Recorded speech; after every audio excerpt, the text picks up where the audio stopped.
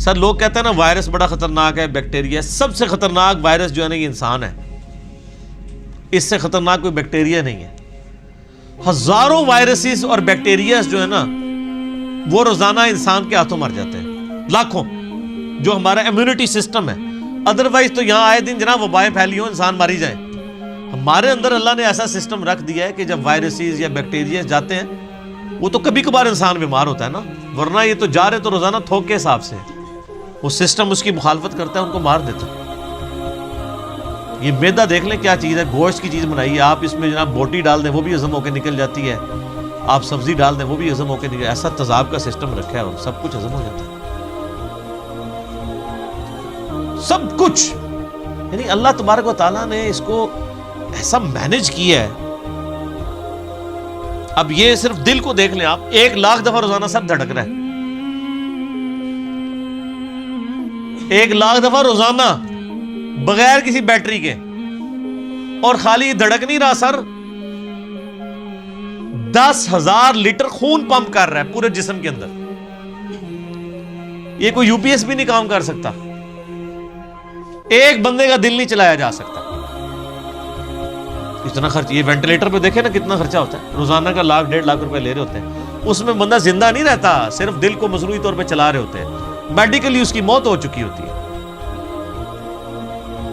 اور جسم میں نسوں کی جو لینتھ ہے نا سر وہ اتنی زیادہ ہے کہ ایک انسان کی اگر نسیں جوڑی جائے نا تو زمین کے 2.5 چکر لگ سکتے ہیں جی، 1,00,000 کلومیٹر بنتا ہے، یعنی صرف میری نسیں ایسے جوڑی جائیں نا تو 40,000 سرکمفرنس ہے زمین کا، یعنی زمین پہ آپ یہاں سے چلیں اور گول پورا چکر کاٹ کے یہاں آئیں تو 40,000 کلومیٹر ہے، 2 چکر 2.5 چکر کاٹے جائیں گے ایک بندے کی نسوں کو جوڑنے کے، اور یہ ساری نسوں کے اندر خون جاتا ہے، اور سر یہ تو بھی صرف نسیں ہیں، یہ نسوں میں جو خون جاتا ہے نا یہ آگے پھر ہمارے جسم کے سیلز تک پہنچتا ہے، اور سر سیلز کی تعداد جو ہے نا وہ لاکھوں میں نہیں ہے، وہ کروڑوں میں بھی نہیں ہے سر، وہ اربوں میں بھی نہیں ہے،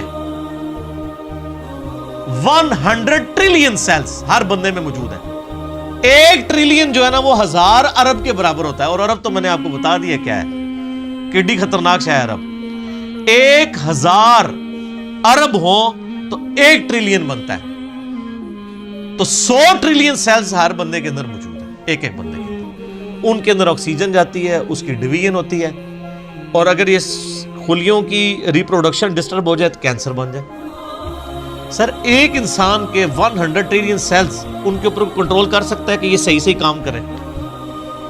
پوری دنیا نے انسان مل کے بھی کھلیے تھا حساب رکھ سکتے ایک بندے نے، تو یہ کس نے حساب رکھا؟ اللہ نے۔ 100 ٹریلین سیلز، اور سائنٹسٹ کہتے ہیں کہ اتنا بڑا فگر ہے کہ اگر انگلینڈ جیسے 30 ملک ہو، کتنے 30 ملک انگلینڈ جیسے، اور 30 کے 30 صرف درخت ہی اگے ہوئے ہوں اس کے اوپر، ان درختوں کے جتنے پتے ہوں گے نا وہ 100 ٹریلین سیلز بنتے ہیں جو ایک بندے کے اندر اللہ نے رکھ دیا۔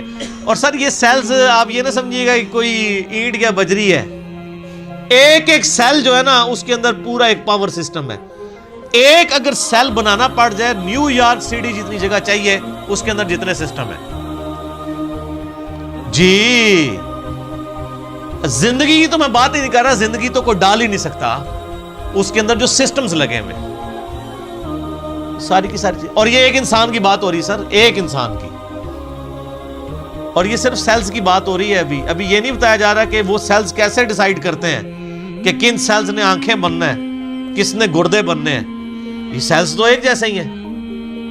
یہ کون ڈیسائیڈ کرتا ہے ماں کے پیٹ کے اندر کہ یہ جو ایک گوشت کا لوتھڑا ہے اس نے کچھ عرصے بعد ڈیسیژن کرنا ہے کہ اس نے اتنے سیلز نے مل کے گردہ بنا دینا، اور سر گردہ اس کا پھر فنکشن بھی بنانا ہے سر، خالی گردہ نہیں بنانا، اس نے دل بنا دینا ہے۔ اور سائنٹسٹ کہتے ہیں یہ آنکھیں تو سمجھ سے باہر ہیں کہ اس کے اندر تو شیشہ ہے، گوشت میں کوئی ایسی چیز نہیں جو شیشہ بنا دے، شیشہ بھی بن جاتا ہے، اور خالی بنتا نہیں ہے اس کے اندر بنائی ہے۔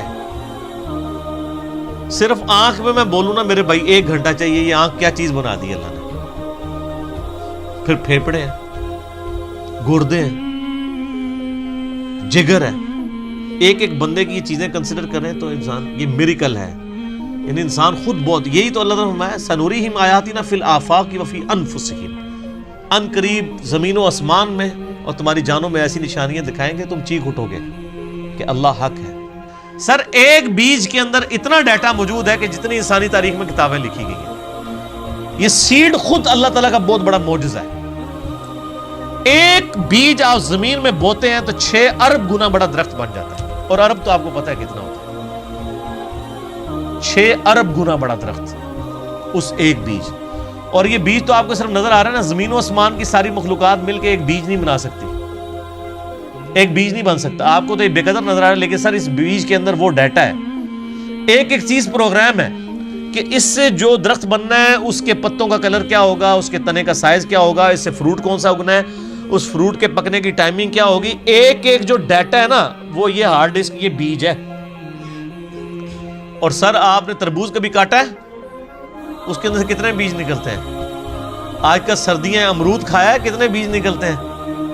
ایک ایک بیج کے اندر کروڑوں امرودوں کا ڈیٹا موجود ہے۔ ظاہر ہے کہ جی آپ ایک بیج کو بوئیں گے تو ایک اور درخت نکل آئے گا سر، اس کے ساتھ سینکڑوں ہزاروں امرود لگیں گے، ایک دفعہ نہیں، آپ توڑیں گے اگلے سیزن میں پھر لگ جائیں گے۔ وہ نکلا کس سے ہوا ہے؟ ایک بیج سے، اور وہ ایک بیج خود ان ہزاروں بیجوں میں سے ہے جو ایک امرود سے نکلتا ہے۔ ایک امرود ہی جو ہے انبلیویبل چیز ہے۔ میں تو یقین کریں جب یہ یعنی تربوز کاٹتا ہوں میں پریشان ہو جاتا ہوں کہ کہاں کہاں بیچ میں ایڈجسٹ کیے ہوئے بیج، اور یہ جو تربوز آپ کاٹ رہے ہیں سر، یہ آپ اربوں تربوز کاٹ رہے ہیں، کیونکہ ہر بیج کے اندر ایک تربوز ہے، اور وہ جو اس بیج سے تربوز نکلے گا اس کے اندر کتنے آگے بیج ہوں گے، اور ان بیجوں کو بوئیں گے تو ان سے آگے کتنے تربوز نکلیں گے۔ اور اب کوئی بیوقوف ہوگا نا جو کہ یہ خود بخود ہو رہا ہے، اگر کوئی کہتا ہے یہ خود بخود ہو رہا ہے تو آپ کر کے بتا دیں۔ ہم آپ سے کہتے ہیں کہ آپ بیج بنا دیں، ہمیں بیج بنا کے کو بتا دیں، اس سے بھی آسان کوسچن دیتے ہیں آپ کو، بیج تو نہیں آپ بنا سکتے، ہم آپ کو انڈا دیتے ہیں توڑ کے،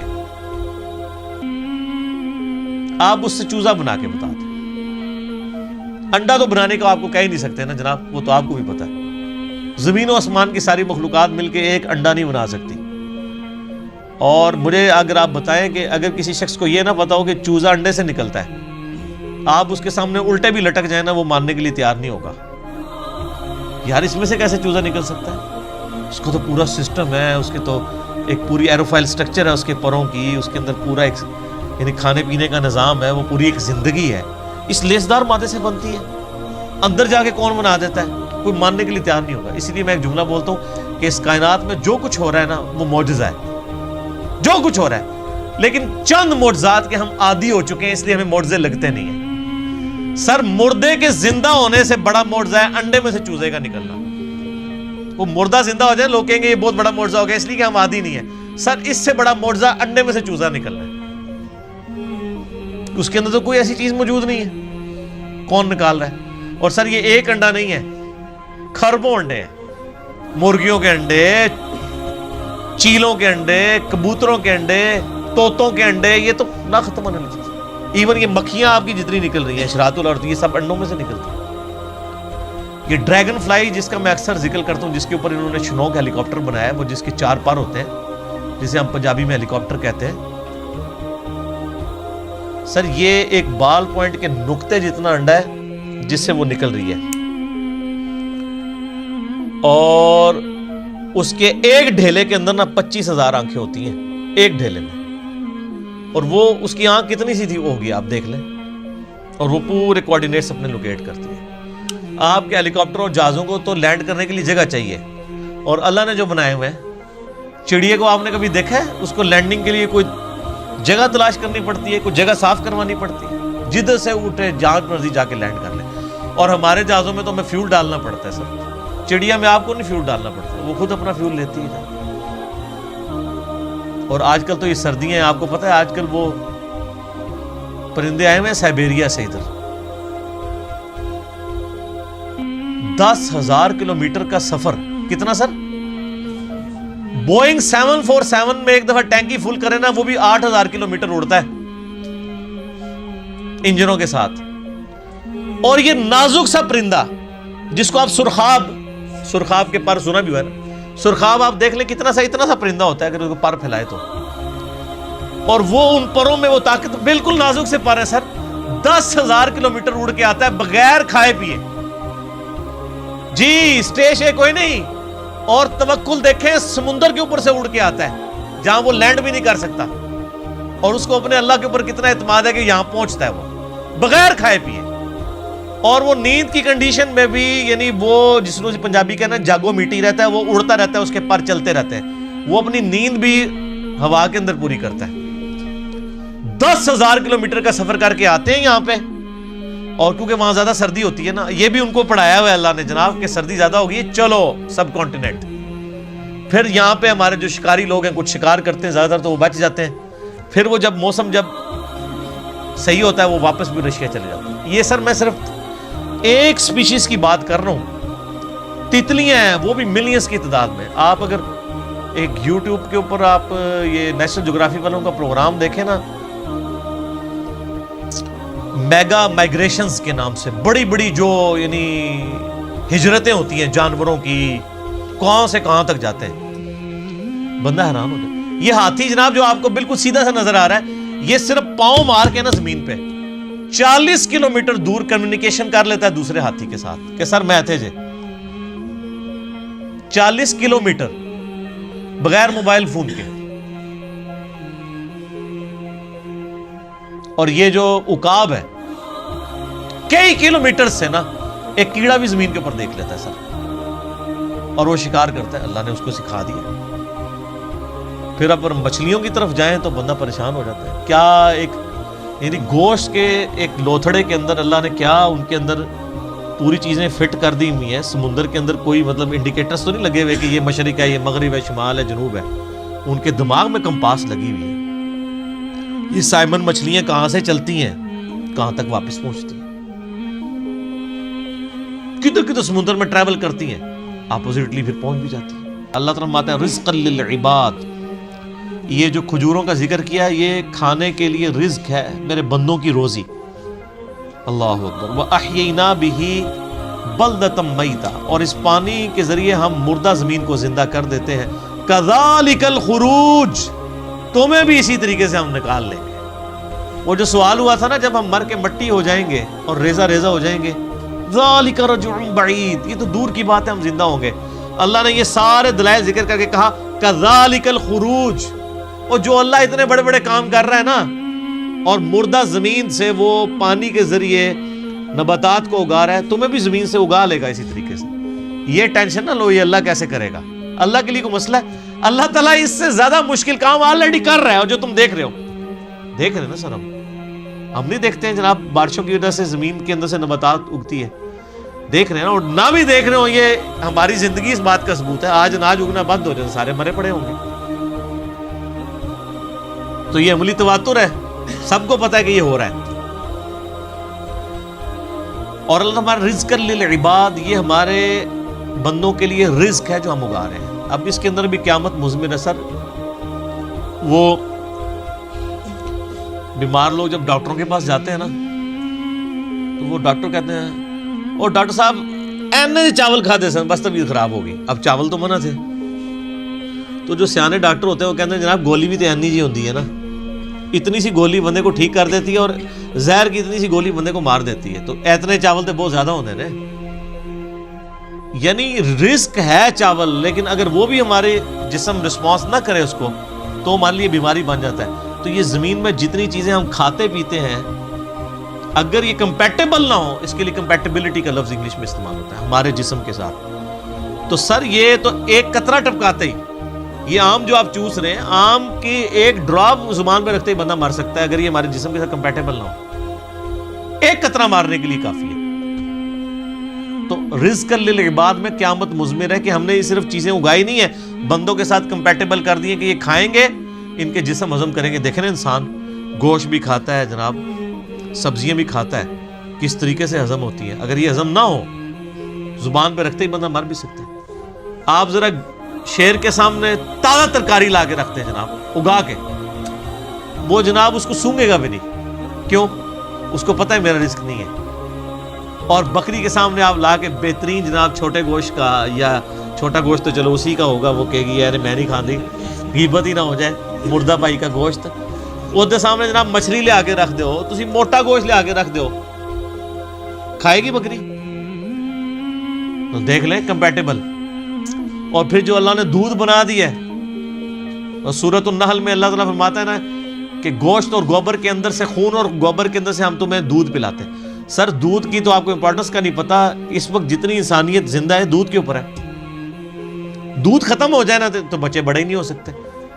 ابھی آپ روٹی کھا رہے ہیں نا، بچپن تو سب نے دودھ پیا ہوا ہے. انسانیت جو بڑی ہوئی ہے وہ کس کے اوپر ہوئی ہے؟ دودھ کے اوپر.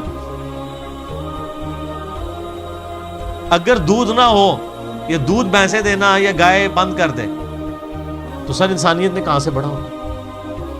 یہ آپ خشک بھی پیکٹوں کا دودھ بھی جو ہے وہ اسی سے بنایا جاتا ہے. افعینا بالخلق الاول، کیا ہم پہلی دفعہ بنا کر تھک گئے ہیں؟ ہائے ہائے، پہلی دفعہ کو کام کرنا جو ہے نا مشکل ہوتا ہے، دوبارہ تو بڑا آسان ہوتا ہے. یہ بھی قرآن پاک میں آیت آتی ہے کہ جس نے پہلی دفعہ پیدا کیا وہ دوبارہ بھی پیدا کر سکتا ہے. تو اللہ تعالیٰ ہمارے کیا ہم پہلی دفعہ بنا کے تھک گئے؟ بل ہم فی لبس من خلق جدید، بلکہ اصل میں یہ دوبارہ پیدا ہونے کے بارے میں شک میں پڑ گئے. شک میں کیوں پڑے؟ سر اپنی مرضی کی زندگی گزارنا چاہتے ہیں نا، ورنہ کائنات کے اندر تو کتنے میں نے فزیکل فینومینا آف نیچرز کا ذکر کیا، وہ کافی ہے انسان کو خدا تک پہنچنے کی. اور میں ایک اکثر جملہ بولا کرتا ہوں، God is the only explanation of all the physical phenomena in this universe. اس کائنات میں ہونے والے ہر فزیکل فینومینا کی ایکسپلینیشن گاڈ ہے. سائنس ہمیں زیادہ زیادہ کہاں تک لے جائے گی؟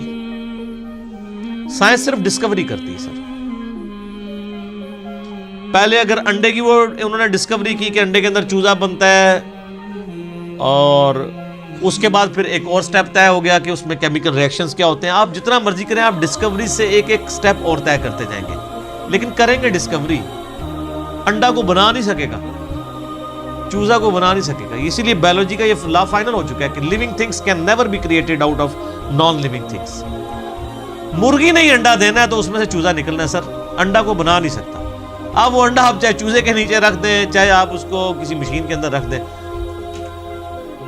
یعنی وہ چوزا نکلنا ہے اس انڈے کو مرغی کے نیچے رکھنے سے یا مشین میں، لیکن وہ مرغی نہیں انڈا دینا، بنا نہیں سکتی. لیونگ تھنگس جو ہے وہ نان لیونگ تھنگس سے نہیں بن سکتی، لیونگ تھنگس سے ہی بن. تو یہ سائنس زیادہ زیادہ ڈسکوریز کرتی ہے. الٹیمیٹلی جب پوچھا جاتا ہے کہ ہاؤ، کیسے ہو رہا ہے، وہ کہتے ہیں it is physical phenomena of nature. ہم سے صرف آپ یہ پوچھیں کہ وٹ اور وائی، کیا ہوا؟ زلزلہ ہوا ہے، کیوں آیا؟ ٹیکٹونک پلیٹس کی ڈسٹربنس. کیسے ہو گیا؟ کس نے ڈیزائن کر دیا؟ وہ کہتے ہیں it is physical phenomena of nature. اسی کے پیچھے تو خدا ہے جو ڈیسائیڈ کرتا ہے کہ کس وقت کیا کام ہوگا. تو جتنے بھی کائنات کے اندر عوامل ہیں ان کے پیچھے ایک ڈیوائن سورس ہے. آپ اسے سپر نیچرل ایجنسی کہہ لیں، سپریم بینگ کہہ دیں، سپر نیچرل اتھارٹی کہہ دیں، آپ بھگوان کہہ دیں، آپ خدا کہہ لیں، آپ گاڈ کہہ لیں، آپ اللہ کہہ لیں، وہ ایک ہی ہے.